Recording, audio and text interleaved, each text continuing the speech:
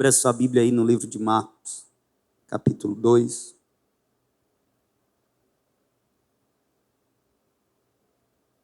Marcos, capítulo 2, versículo 1, que diz assim: Alguns dias depois entrou outra vez em Cafarnaum e soube-se que estava em casa.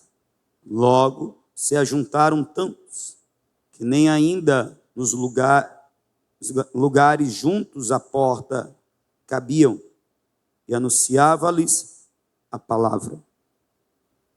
Vieram ter com ele, conduzindo um paralítico, trazido por 4 homens, e não podendo aproximar-se dele, por causa da multidão, descobriram o telhado onde estava, e fazendo um buraco, baixaram o leito em que jazia o doente.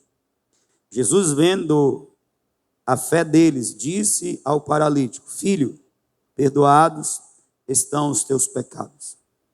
Estavam ali assentados alguns dos escribas que arrazoavam em seus corações: por que profere este assim blasfêmias? Quem pode perdoar pecados senão Deus? Jesus, conhecendo logo em seu espírito que assim arrazoavam entre si, lhes disse: Por que arrazoais sobre estas coisas em vossos corações?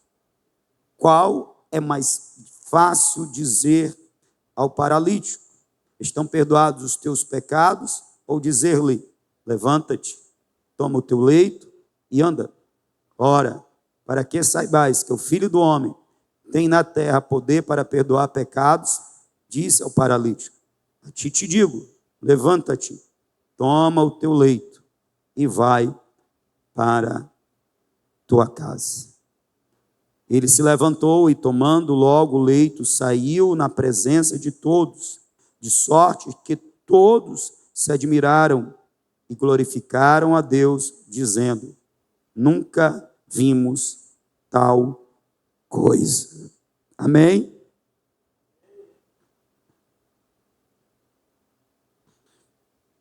Você consegue identificar alguns personagens aqui nessa história, além do Senhor Jesus? Nós temos, além do Senhor Jesus, nós temos a multidão, e entre a multidão se destaca os escribas, com o seu questionamento. Se destaca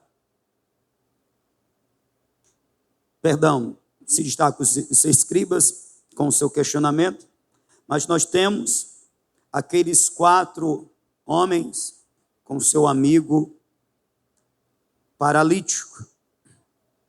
Um outro grupo, um grupo de 4, de 5 na verdade.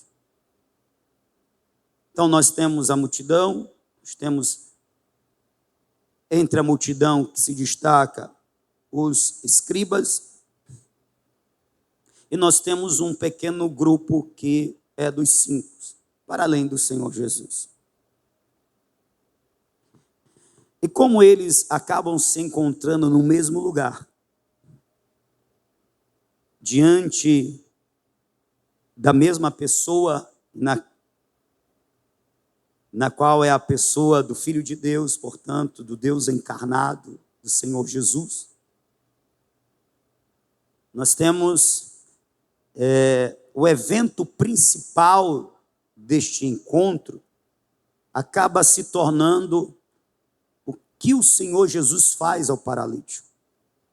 Embora o principal seja o próprio Senhor Jesus. A verdade é que existe um mover ali, existe uma aglomeração de pessoas, existe uma congregação ali, existe uma reunião, porque o Senhor está. Porque o Senhor Jesus está naquele lugar. Agora preste atenção. Mesmo sendo uma congregação, uma reunião de pessoas em torno do Senhor Jesus, não significa dizer que a percepção de todos é a mesma. Eu digo percepção, digo a forma como se compreende o ambiente, se percebe o que está acontecendo.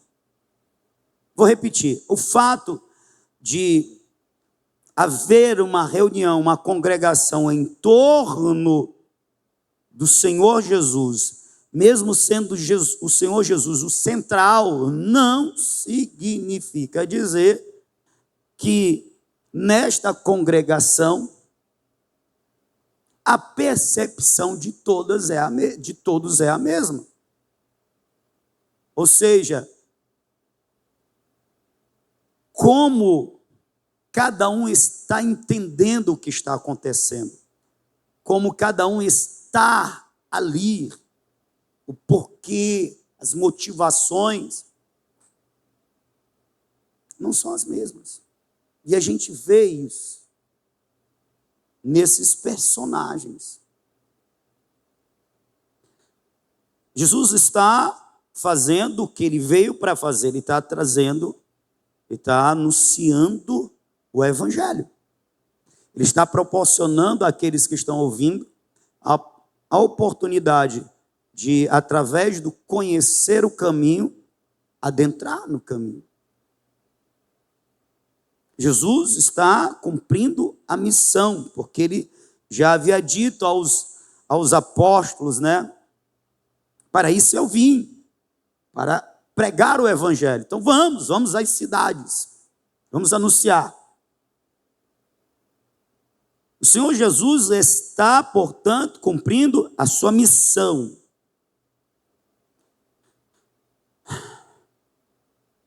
Anunciar o caminho da salvação. E aí se reúnem em torno do Senhor Jesus pessoas. Mas a maioria dessas pessoas que procuram o Senhor Jesus, porque para além de ouvi-lo, eles querem receber de Jesus o que eles ouviram falar acerca de Jesus, o que ele está curando enfermos. Deus levantou um homem que cura enfermos, que expulsa demônios, que sara os que são lunáticos, que os torna sãos. E aí, uma boa parte desses que estão congregados ali, eles querem receber do Senhor Jesus uma cura para o corpo, uma bênção para o tempo presente. E a bem da verdade, eles ainda não compreendem com clareza quem é Jesus e que mensagem é essa que ele está anunciando. Então, é até natural que a motivação deles inicial seja errada. Não é uma motivação na qual se aproxima do Senhor Jesus por interesses egoístas ou interesses temporais, momentâneos, naturais, terrenos. Não é o ideal, mas pode ser um bom começo.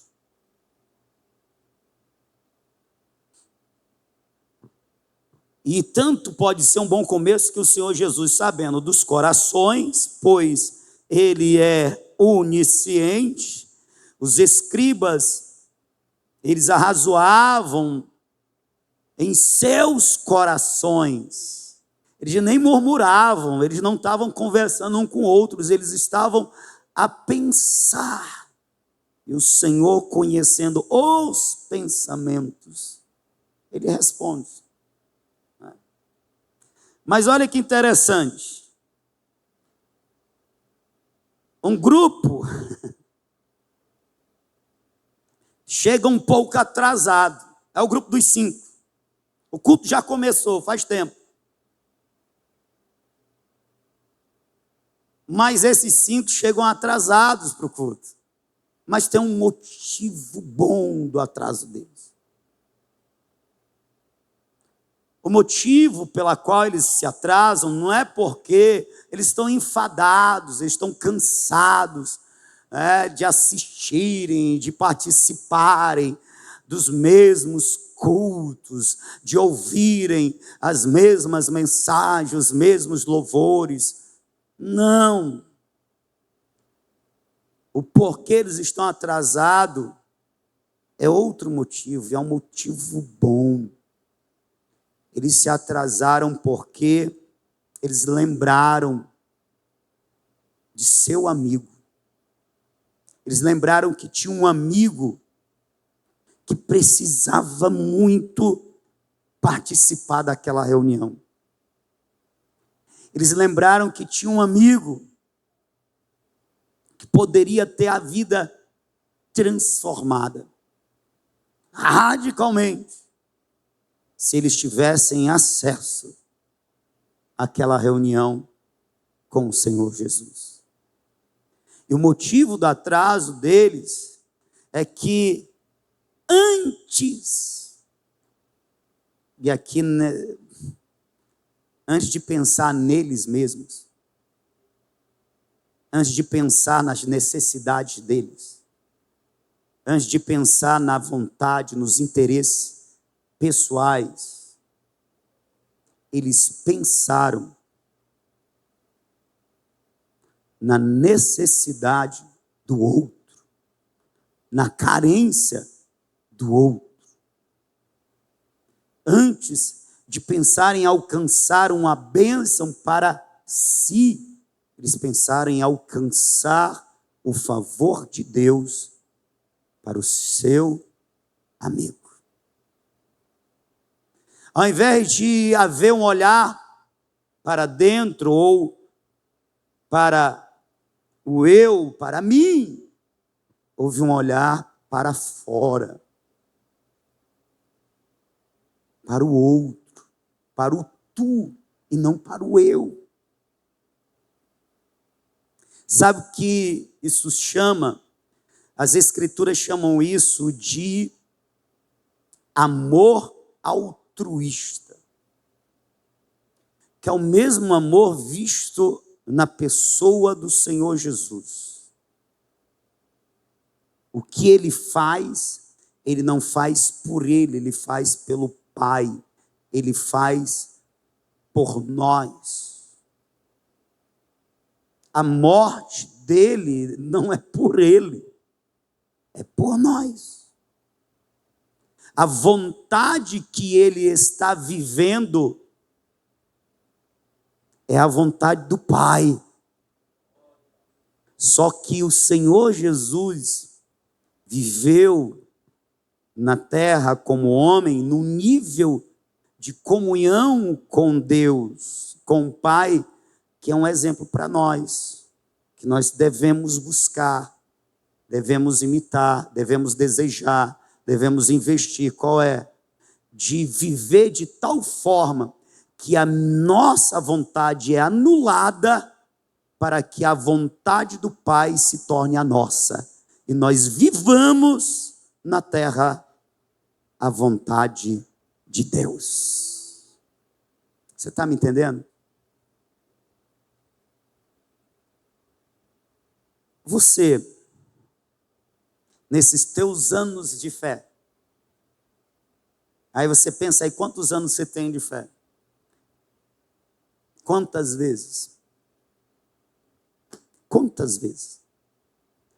você pensou no culto e pensou em alguém que precisava estar no culto e você se mobilizou para que este alguém fosse por ti conduzido a este culto? Quantas vezes na tua caminhada cristã você veio ao culto trazendo alguém que, na força dela, com os recursos dela, ela não teria como vir? Vamos puxar para cá alguns meses. Pense em alguns meses que você pensou: opa, hoje é sábado. Opa, hoje é domingo. Ai, como Deus tem abençoado os nossos cultos. Deus tem manifestado, a apresentar uma bênção. Tem aquela pessoa que ela precisa, ou ela seria tão impactada. Ela seria tocada, certamente que a vida dela seria movida, transformada, se ela participasse de um culto conosco. Eu vou fazer o possível para ela estar. Quantas vezes? O que eu estou tentando perguntar para você é: quantas vezes você veio ao culto pensando ou disposto ou fez antes de vir o teu possível para trazer alguém? Quantas vezes você deixou de pensar em você, no teu bem, no que você poderia receber, para pensar em outro, quando veio para a casa de Deus, para Deus prestar culto? Quantas vezes? Porque o que marca essa história são duas coisas. Melhor, são três. A primeira é esse grupo que se atrasa, mas se atrasa por motivo justo. Existe um amigo que ele não tem como se deslocar para a congregação, que ele não tem como ir à reunião, mas ele é muito carente, necessitado de lá estar. E este grupo de 5 pessoas, sendo que 4 têm condições de fazer pelo outro, de se sacrificar. O culto para esses 4 só foi culto, foi maravilhoso, foi especial, não porque eles receberam, mas porque eles viram o seu amigo sendo por Deus visitado. Você entende o que eu estou dizendo? Hoje nós estávamos conversando aqui sobre uma questão que envolvia a experiência, que envolvia o campo dos sentidos, das sensações. E, às vezes, alguns de nós, mesmo o culto estando sendo movido pelo Espírito, existe uma manifestação visível do Espírito Santo, não dele, mas de sua ação. E aí nós estamos vendo pessoas recebendo e outras sendo usadas para entregar, e a gente não recebe porque está fazendo com que este ambiente exista, esse ambiente de culto. Seja alguém que está cuidando para que o som esteja funcionando, ou alguém que esteja tocando para que os louvores estejam acontecendo ou cantando, enquanto o Espírito de Deus está usando outros e curando e visitando outros. E eu estou aqui, eu não estou sentindo o que aquele que está sendo usado está sentindo, eu não estou sentindo o que aquele que está sendo visitado está sentindo.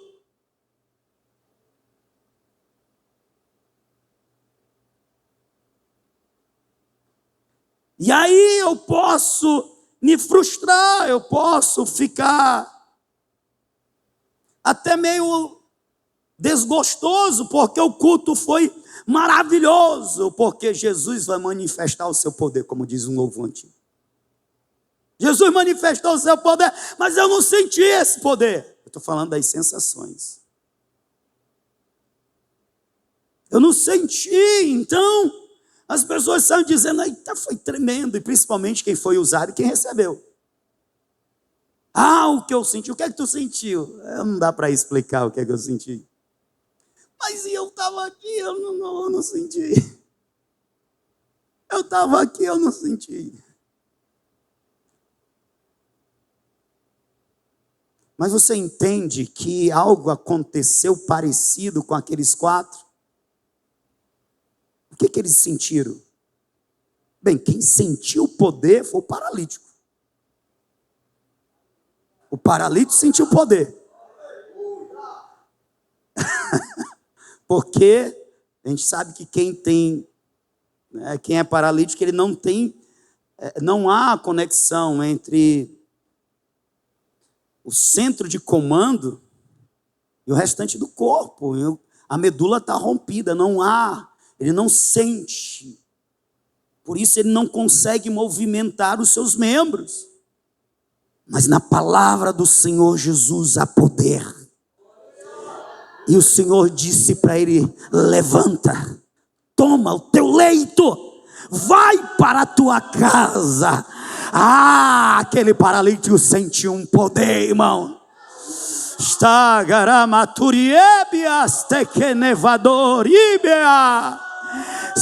Ele era um paralítico, portanto não havia conexão. A medula foi rompida, não havia conexão do comando central para a medula espinhal. Mas naquele momento o Espírito Santo tocou e emendou tudo. E a ciência diz, depois de rompida, ela não pode ser restaurada, não para o homem, mas para Deus. Tudo é possível. Você tem ideia do que aquele paralítico sentiu? Ele sentiu um poder que o fez levantar. E os seus amigos, o que é que sentiram? Eles sentiram o poder? Não! Eles não sentiram o poder, eles viram o poder de Deus em ação, mas eles não sentiram porque aquela bênção não era para eles, mas eles sentiram outra coisa. O que é que eles sentiram? Eles sentiram a alegria de ver Deus operando na vida de seu amigo. Nós podemos sentir o quê? A alegria de ver Deus curando os nossos irmãos, restaurando os nossos irmãos, levantando o caído, dando graça ao que está abatido. Aleluia! Talvez o culto não seja para que eu venha sentir o poder, mas eu posso sentir a alegria por aquele que está. A alegria de ter contribuído. A alegria de ter contribuído. A alegria de fazer parte daquilo. Porque o Senhor Jesus curou aquele que eu levei, aquele que eu trouxe.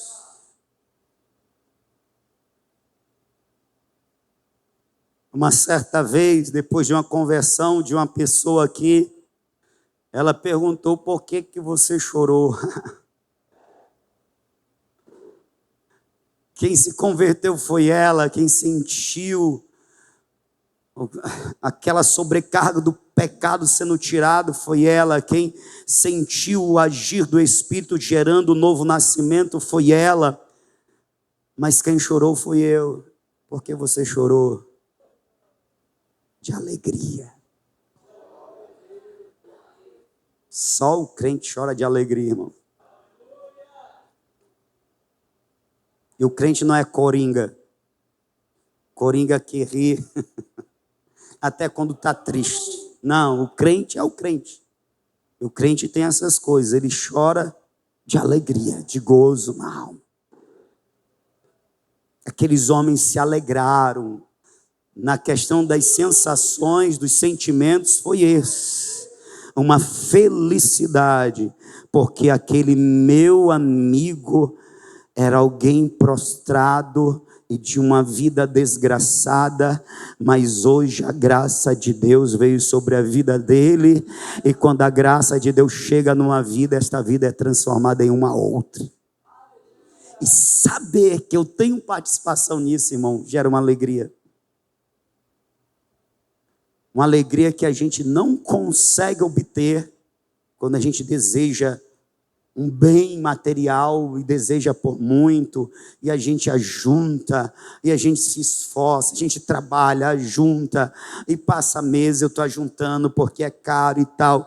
Quando eu compro, eu tenho uma certa alegria, mas não se compara com a alegria de você estar participando do processo de Deus, de transformar, de libertar, de salvar, de restaurar vidas. Nada.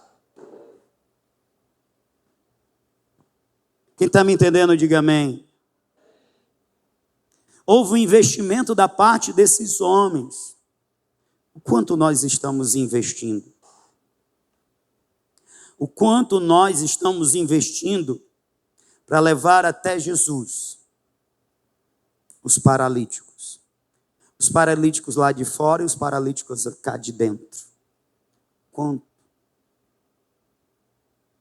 Quantas vezes e quantos são os meses e os anos que a gente vem para o culto, a gente se deleita, a gente recebe conforme o coração disposto. A gente entra, a gente sai, a gente não se importa com aquele que não veio.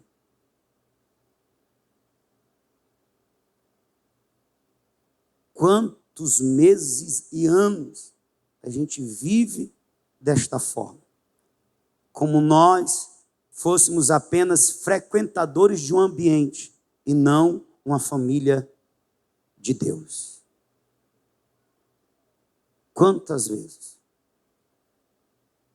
Eu lembro que a primeira campanha, isso, para não pecar, a primeira campanha que nós fizemos na Manancial foi, sabe por qual motivo? Foi para que Deus libertasse alguns novos convertidos de alguns impedimentos que existiam neles, para que eles estivessem aptos para descer as águas batismais. Impedimentos do tipo, a irmã que ainda era presa no vício do tabagismo, do cigarro. O irmão que estava num relacionamento que a Bíblia identifica como fornicação. Não era casado.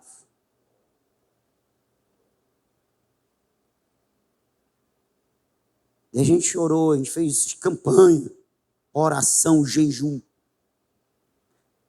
Foi tão poderoso que a irmã, em saber que uma campanha ia ser feita para que pessoas, né, que para além dela existiam outras, era por causa deles, ela decidiu: eu não vou fumar mais. A gente está com 10 anos, eu acho que ali foi o primeiro grupo. Está com 10 anos que ela não coloca um cigarro na sua boca. Ah, pastor, foi a decisão dela. Foi a decisão dela com a oração dos crentes e a mão poderosa do Senhor. E o irmão tomou a decisão. Não vamos, se a gente não vai casar, então pronto, tu vai para o teu canto, eu vou para o meu. Tu fica do jeito que você quer, eu vou para Jesus. Você está me entendendo?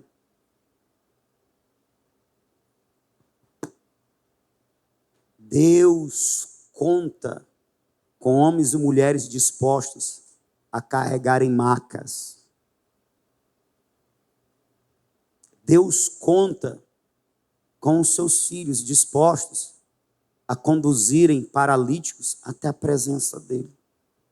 Você entende que tem pessoas que jamais se achegarão a Deus se elas não forem conduzidas? E não é só apontar o caminho, é fazer como isso daqui, ó.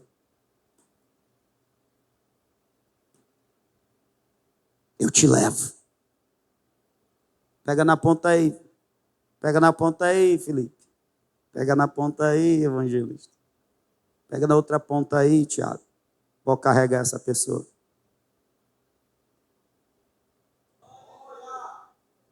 Se a gente levar ela até o Senhor Jesus, o Senhor Jesus vai fazer a obra.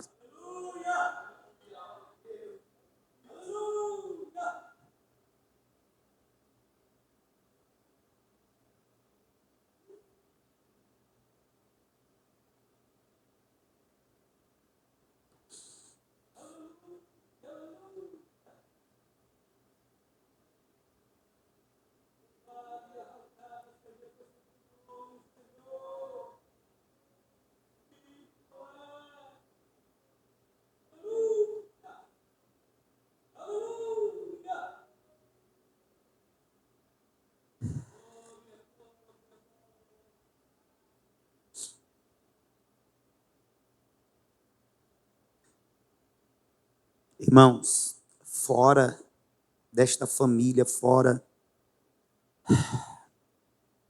desse ajuntamento promovido por Deus, digo nós, como um povo, como igreja,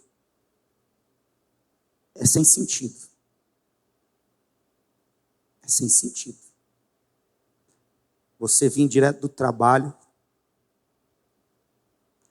para participar de 1, 2 horas de oração, louvor. Pelo quê? Para Deus visitar um povo que a gente nem conhece.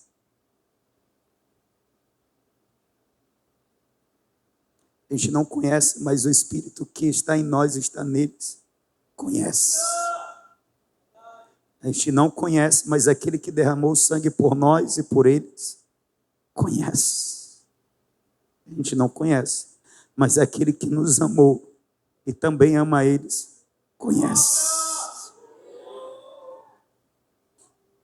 É sem sentido. Para o mundo, essas coisas sem sentido. Cara, no dia da tua folga, que tu tem a chance de dormir até um pouquinho a mais, tu levantar e ainda jejuar por alguém que você não conhece, não faz sentido para você. Mas para nós que olhamos pelo prisma da cruz, faz todo sentido.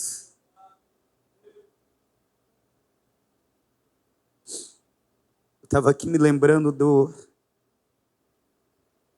da alegria do pastor Tiago Crateus, da alegria do pastor Nogueira Viçosa, da alegria do pastor Arnaldo Tejussoca. Quando a gente entrou em contato, vocês são a resposta de Deus.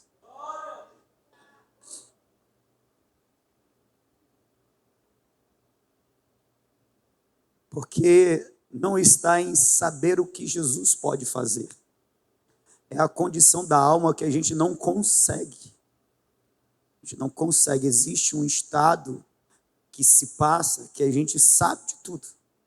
A gente não consegue reagir. E esse era o estado dessas igrejas. Eu conheço o pastor Tiago de anos. Eu sei o quanto ele é aguerrido. Eu sei o quanto ele é dedicado. Mas ele pediu socorro. Então não é o saber. Pois aquele paralítico com certeza ouvira falar do Senhor Jesus. Mas o que é que eu faço? Eu não tenho como ir sozinho para aquele culto. Mas ele tinha 4 amigos. Você está entendendo? O que dizer do pastor Arnaldo? O que ele tem de tempo de fé, o que ele tem de experiência. Eu sou um bebê. Mas não está no tempo, não está em saber, está na condição que está se vivendo. Eu sei mas eu não consigo. O Senhor coloca amigos do lado. Eu te levo. Eu vou orar por você.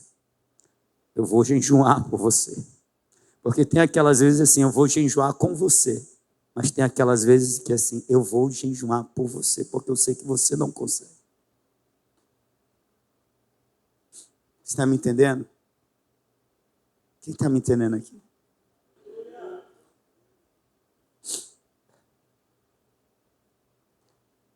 Existe uma alegria que nós temos, que o mundo não pode participar, não conhece e não tem como conhecer, porque ela é própria daqueles que estão conectados, estão em comunhão com o Pai e, portanto, recebem do Pai a participação. O Pai compartilha, o Senhor Jesus compartilha o que está no coração dele com o nosso. O mundo não tem isso, irmão. Quem tem somos nós. Essa graça não é deles, é nossa.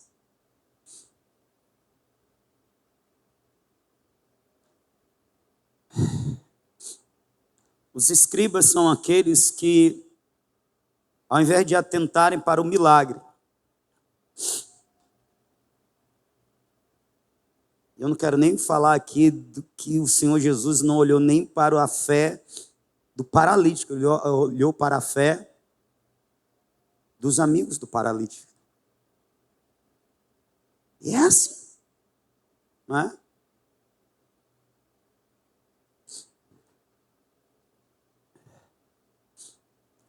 Eles, ao invés de atentarem para o milagre que está acontecendo, eles atentam para uns detalhes que não são de acordo com o que eles acreditam, com o que eles pensam.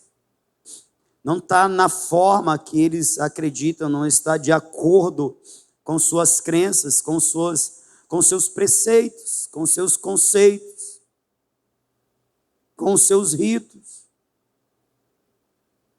Conforme o conhecimento deles, eles identificam a palavra do Senhor Jesus como uma blasfêmia. Porque o Senhor Jesus, antes de dizer, levanta, toma o teu leito e vai para a tua casa, ele diz, perdoados estão os teus pecados. Eu acredito que o Senhor Jesus disse, perdoados estão os teus pecados, porque para além de uma ferida no corpo, para além de uma enfermidade no corpo, o Senhor Jesus tem um propósito maior de curar a alma, de salvar o nosso ser da condenação certa do inferno. Então, para além de uma cura que ela tem o seu tempo, mesmo que seja enquanto nós vivemos, a cura da alma é para a eternidade, irmão. É soberanamente maior. Aleluia! E aí, no conhecimento limitado deles de quem é o Senhor Jesus, é uma blasfêmia, porque quem pode perdoar pecados, senão Deus, mas está Deus ali, encarnado, perdoando pecados.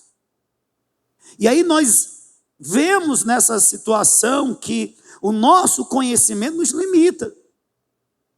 São muitas as situações que, por falta de conhecimento, nós não acessamos mais o que é de Deus e o que é Deus.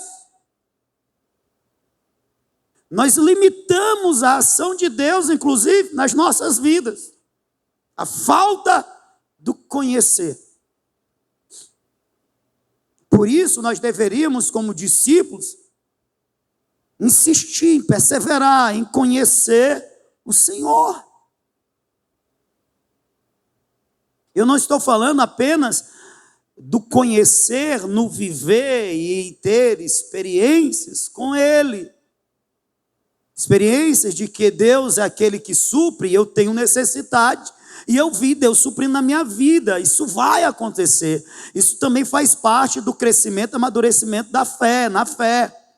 Mas eu estou falando desse conhecimento que vem do meditar na palavra de Deus. De ler. De pedir ao Espírito Santo que dê entendimento. Porque eu consigo ver nessa nesse fato aqui, um Deus tão amoroso, tão bondoso, que vendo um homem sendo trazido à sua presença, ele se dispõe a perdoar, independente do que ele fez.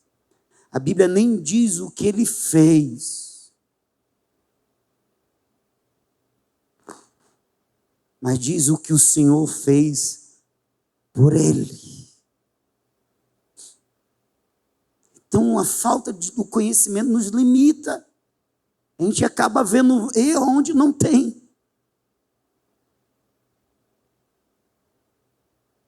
Você está me entendendo? Você está entendendo o que é que Deus está falando? Nós, como povo de Deus, nós deveríamos cumprir o que está escrito, meditar na lei do Senhor dia e noite. Porque é certo que tudo que nós fizermos, a Bíblia diz, prosperará. Quanto mais nós conhecemos de Deus, mais nós temos de Deus em nossas vidas, mais nós estamos abertos e também propícios a recebermos, a vermos, a sermos por Ele usados.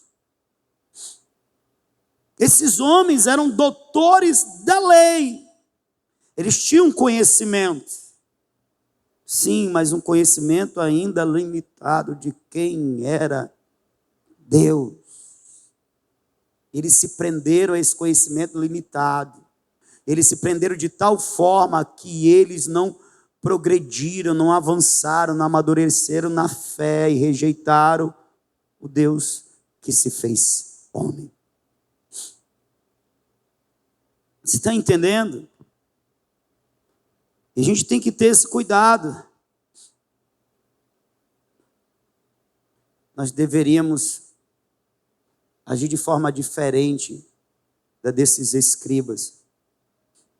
Pois esses escribas, ao invés de olhar para o poder de Deus manifesto, naquela cura, e se alegrar e exaltar a Deus, eles olharam para o que o Senhor disse e não era o que eles acreditavam que eles conheciam.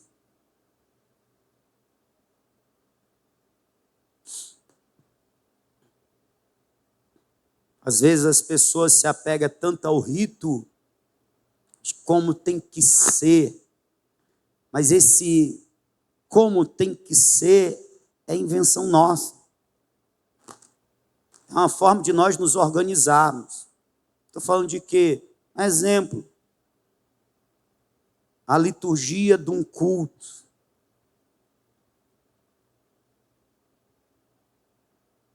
Tem lugar que se não for cantado 3 hinos da harpa cristã,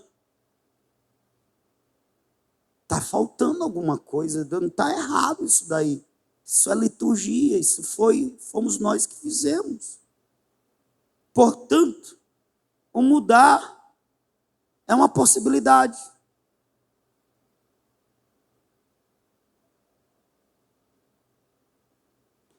Se fez um culto e neste culto não teve palavra, foi só oração, louvor. Mas se naquele dia foi assim que Deus quis conduzir, Deus não queria falar, Ele queria nos ouvir.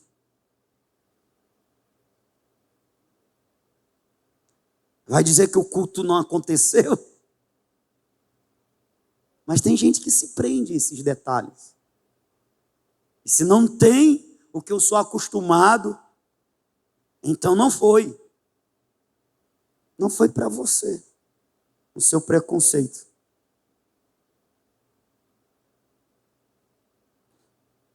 Isso é tão importante, irmãos, embora pareça ser algo simples, mas é tão importante que uma mulher foi amaldiçoada por não entender que existe uma forma diversa de se adorar a Deus.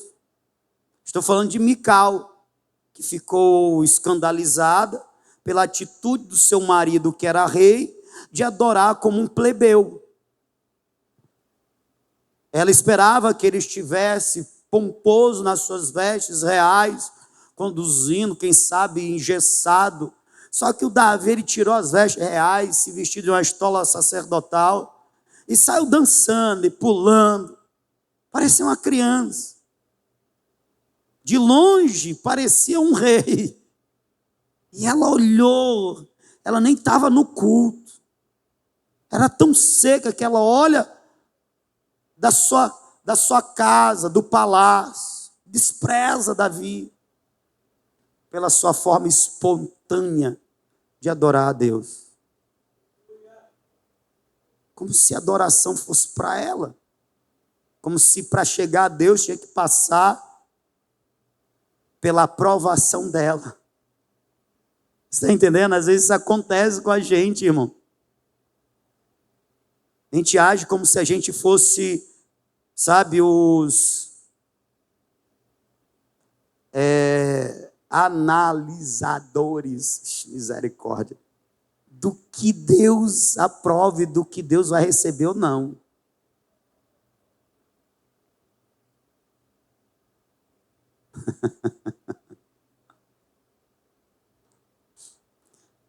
A resposta do Senhor Jesus para o que eles pensavam é: bem, se vocês acreditam que só Deus pode perdoar pecados, então você já chega a uma conclusão óbvia, né?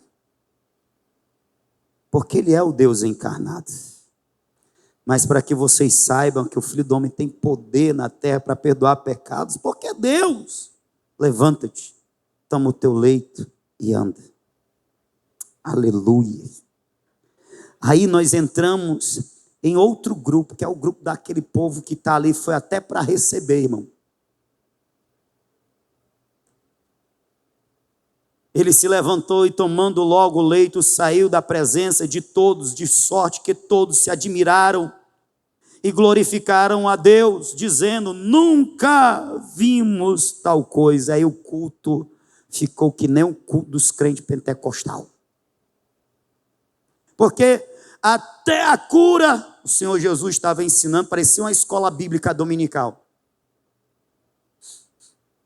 Todo mundo em silêncio, ouvindo, aprendendo. Mas o Senhor transformou a escola bíblica num culto. E culto pentecostal, irmão.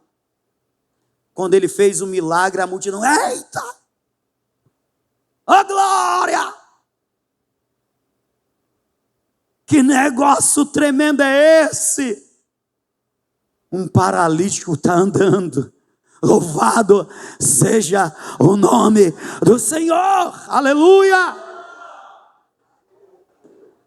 Isso me fala da abertura que nós temos que ter para que Deus se sinta à vontade de fazer o que lhe apraz.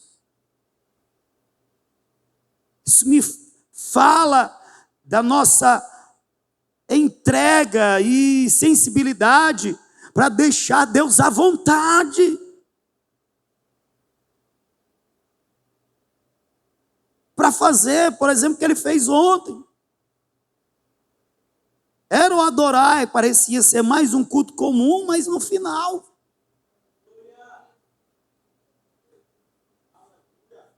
Deus curou paralíticos. Uou, aleluia! Alguém preso à liturgia assim: eita, já deu 9 horas, o pastor vai esticar de novo.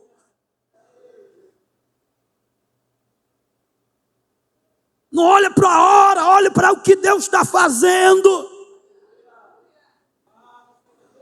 Não olha para o rito, olha para o poder de Deus se manifestando e vê nisso uma oportunidade para você engrandecer o Senhor. Deixa de agir como escriba, seja pelo menos como aquele povo que foi até para receber algo de Deus, mas se alegrou quando viu Deus entregando a outro. Uau, aleluia! Eu não recebi o que eu vim buscar, mas isso não impediu de eu me alegrar, porque eu vi o irmão Edinaldo recebendo, aleluia! E se meu irmão se alegra, eu me alegro também. Se ele chora, eu choro também. Se ele está sendo abençoado, eu estou sendo abençoado também. Uou! É pensarmos como um povo que está junto, que está unido. Portanto, a dor que dá em um, dá no outro. Mas a alegria que tem um, tem o outro. Amém? Com Israel, Deus fez um povo. Com a igreja, Deus fez uma família. Você está me entendendo? Com Israel, Deus fez uma nação. Com a igreja, Ele fez uma família.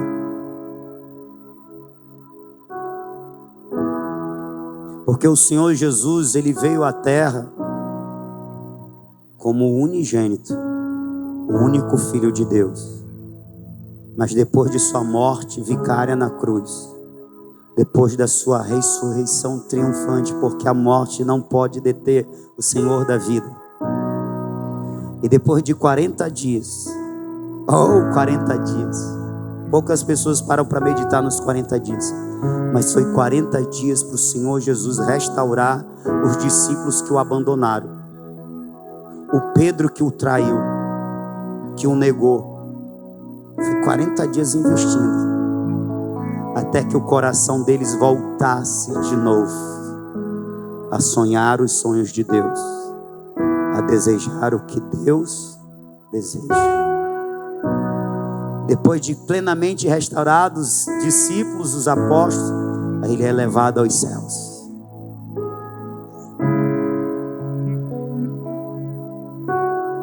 Ele desce como unigênito, ele volta como primogênito. Ele desce como o único Filho de Deus, ele sobe como o principal dos filhos de Deus. Você está me entendendo? Quando ele desceu, Deus tinha um filho. Quando ele subiu, depois de sua conquista na cruz, Deus tem muitos filhos.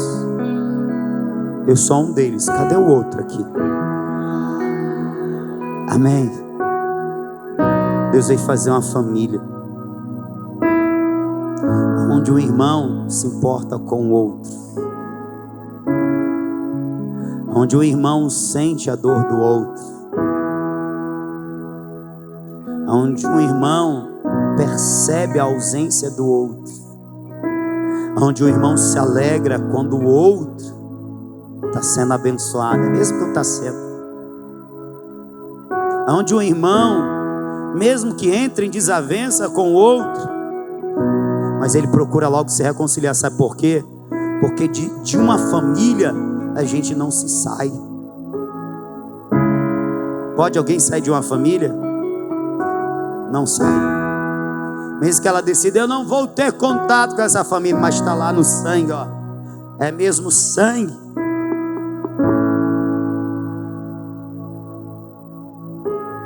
Aleluia. Você tem uma família terrena, você pode dizer, esse não é meu irmão, vai continuar sendo. Esse não é meu pai, vai continuar sendo. Do mesmo jeito é na família de Deus. Eu estou triste, eu estou invocado. Te reconcilia logo, que o pai não quer essas besteiras aqui não, viu? Te reconcilia logo, que o pai não quer essas conversas aqui não. Vai. Tem, por exemplo, o que o Senhor Jesus fez. O nosso irmão mais velho, você sendo pecador miserável, Ele te amou. E antes mesmo que você pensasse em Deus, Ele já garantiu a tua salvação na cruz. Ele morreu por você, sendo você ainda pecador. Ele pagou o preço por tua libertação, a tua cura, a tua salvação. Você ainda sendo um perdido, pecando ofendendo a Ele. Oh!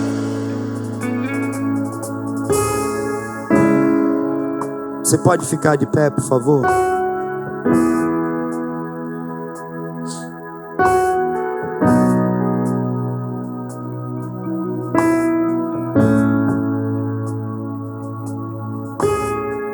Eu sei que você é uma pessoa muito ocupada, mas se você quiser,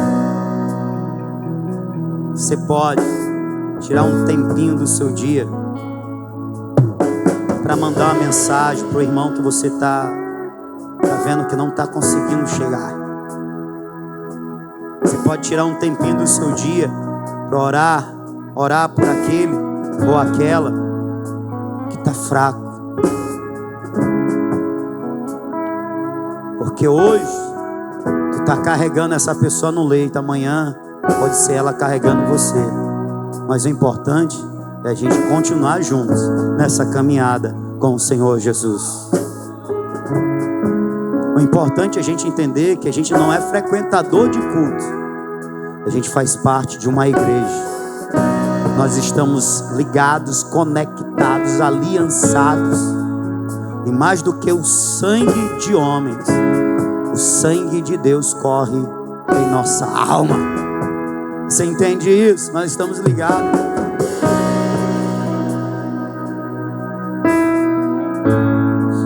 Assim como o teu filho, a tua filha é importante para você. Olha aí para um teu irmão que está do teu lado, do lado direito. Mesmo esse que está trabalhando, ó, bichinho. Oh.